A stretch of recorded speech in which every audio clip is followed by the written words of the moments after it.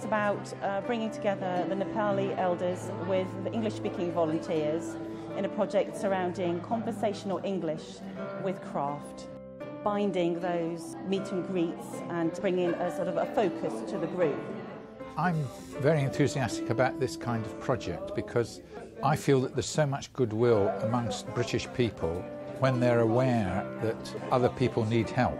And this is what this is all about, really. It's about local people reaching out to the elderly ex-Gurkhas and their wives who've come to this country, but when they arrive, they don't have the language, they don't have the skills in finding their way around, and that this is what this kind of project's all about. They're focusing on the knitting or the making of something, and because that's not particularly linguistic, it's releasing their minds to kind of absorb perhaps some of the language that's going on. Somebody brought in some drums, so one week we had a singing session which developed into a dancing session because a couple of the ladies jumped up and started dancing and the volunteers joined in. And when they come now, you know, they're chatting away when they come in. The great thing is if we meet them in town, we can greet them with a namaste greeting, and that makes them feel very much part of the community. Kasto hunuchun cha? How are you all? Kosto hununcha भन्दै हुनुहुन्छ है कस्तो हुनुहुन्छ Kosto hununcha? Kushi? Happy? Are you all happy? सबै खुसी हुनुहुन्छ Yes भन्नुस् न Hey! मेरो नाम Clara Sanja ho. My name is Clara Sanja. This is the first ever Elders Crafts and English Exchange Group. अनि हजुरलाई खुसीको कुरा म के भन्न माग्छु भनेपछि यो प्रोजेक्ट यो काम चाहिँ नि है यो हाम्रो चाहिँ नि के रे यो सिलाउने बुनाउने देखि लिएर बनाउने चीजहरु चाहिँ नि पहिलो पटक भएको चाहिँ नि हजुरलाई म चाहिँ जानकारी गराउन माग्छु This group is for you to meet each other, learn language, learn new crafts, share your craft, make friends, and enjoy. अनि मनोरञ्जन गर्नुपर्ने हो वाउ ह मनोरञ्जन गर्नुपर्ने हो Kushi kushi. खुसी हैन Happy happy. So I came for the first time about 6 weeks ago and thought I'd take the opportunity to try and learn a few words of Nepali, and I literally only know about 5 or 6 words of Nepali.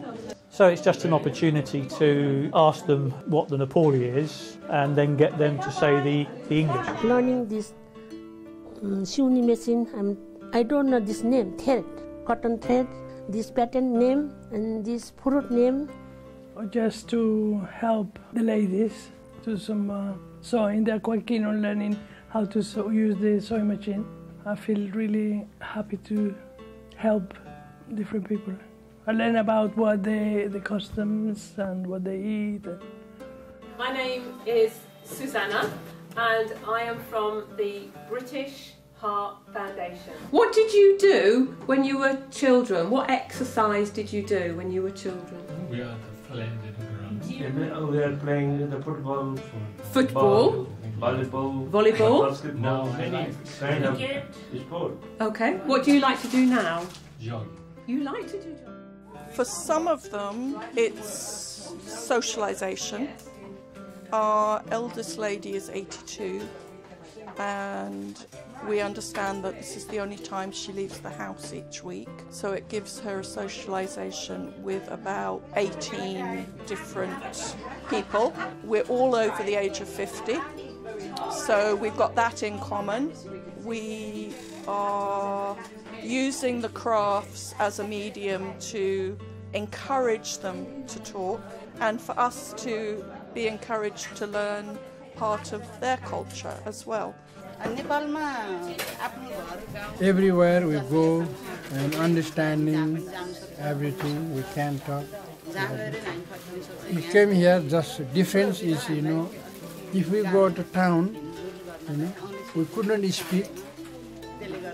We could not go anywhere because everything is new.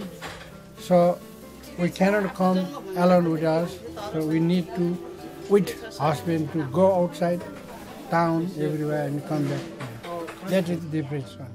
The group enabled us to meet together, though we both live in Farnborough, but now we're able to do things together, to talk, words, have cups of tea, word games, visit different places, didn't we?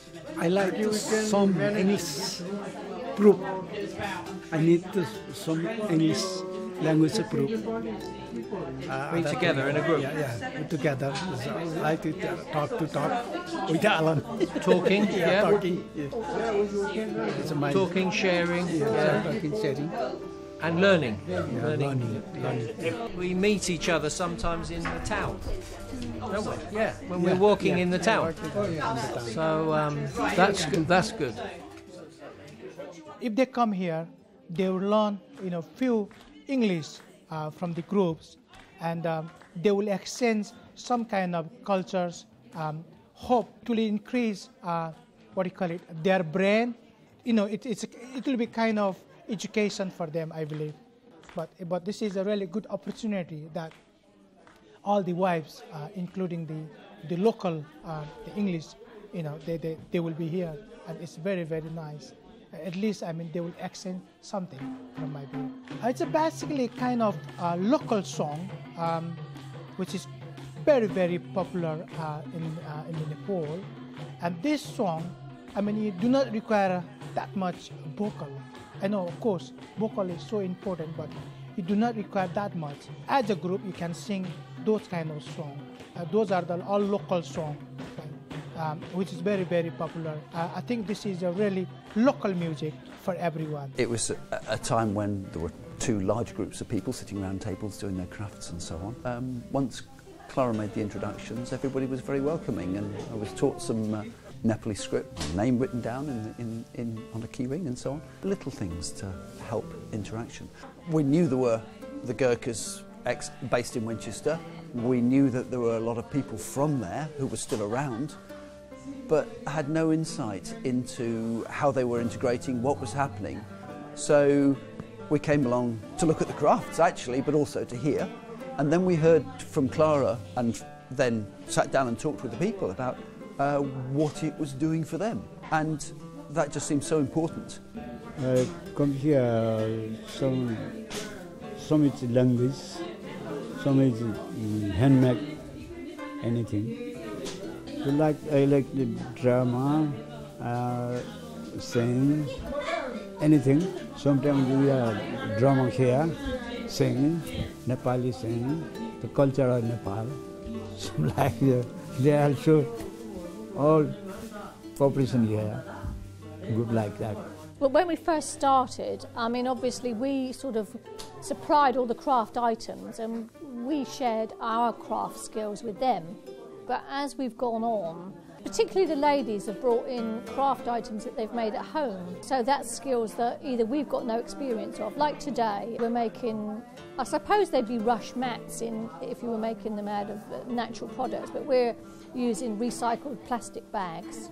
But not all of them know how to do it, so they're actually sharing the craft not only with us but with each other. We just came along and we had a group of Nepalis who came to us, and we sat down and started to sort of talk to each other, trying to find out what they would like to do. And we soon found that conversation is better if you're doing some crafts. So we started with some crafts, with the ladies with knitting, with the men we started with some model making. But as Sherba was saying, English is a big part of it. The words to do with scissors and cutting and the general terms for actually what they're doing we exchange and have done since we started. But when we've done the alphabet books, you've gone on beyond that. This is about the 6th workshop that we've had with the Nepalese elders. Today we decided that it would be really great to exchange sort of knowledge within the textiles area.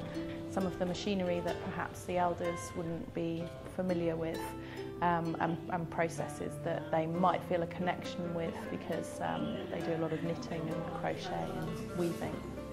I think it's been a process of them getting to know us and starting to trust us. The first session that we had was predominantly drawing based, and the students created A3 handouts which had drawings and pictures of them, of their family, maps of where they're from, and it really was about a conversational exchange, but also an exchange through visuals and through objects, because the elders brought in craft objects that they'd made, and there was quite a natural kind of exchange going on. But the idea really is for them to exchange through conversation, but also through making and through creating craft and using craft skills, really. It's very out of the ordinary to get some elderly Nepalese people into an art college, and I think it's something that we really want to promote in terms of connecting with local culture and also using design as an intervention to help communicate, to help bring people together, but also to help perhaps the Nepalese community to be self-sustaining in these meetings that they have and in these workshops that they have. When the Nepalese first came to us, they came in and they sort of kept very much in a group. They would sort of sit very close together, keep quite quiet. They weren't very animated. And within a few weeks, the difference, every week, it was amazing how much more comfortable and relaxed they looked. They would be chatting, they would be laughing. And even if we weren't maybe getting clear communication, both sides had great fun. My senior sister, brother, I'm getting talking. Enjoy. I'm happy. Thank you, Carla. Because they don't have the language, they don't tend to interact, and so people think perhaps they might be being a bit rude, but it's not that. They just, you know, it's like when we were in Nepal and we wouldn't know what to say to anyone because we only had 2 words. So it's a question of language, and I think coming to a group like this sort of opens the door to learning a bit of language and making progress in that kind of way. I think it's a very a good idea. It's basically, it looks like a give and take, what you call it. You guys are giving the English and they're giving the Nepalese language. Any language is interesting, and the best way of understanding any culture really is to try and understand a bit about the language. We become self-sufficient, you know, we have to cover our own expenses. So any items that we need for the craft work, or teas and coffees, that sort of thing, we have to pay for ourselves. But what I then discovered was that the money that was being raised from handicraft was being raised not in order to fund their project, or partially, but also that they wanted to raise some money to give back to the church to say thank you. And I thought that was lovely, that even those that don't have lots, you know, one of the things they want to do is still to give back. What I like about this project is the craft element, because that takes the focus off the sort of language learning and brings in another dimension which, particularly these target learners, it's something that they can do and can be respected for and can offer to our community. Conversational English is really something that we would like to grow and develop for them, but also for the English-speaking volunteers, is to gain a better understanding of the Nepali culture and have a sense of friendship and well-being.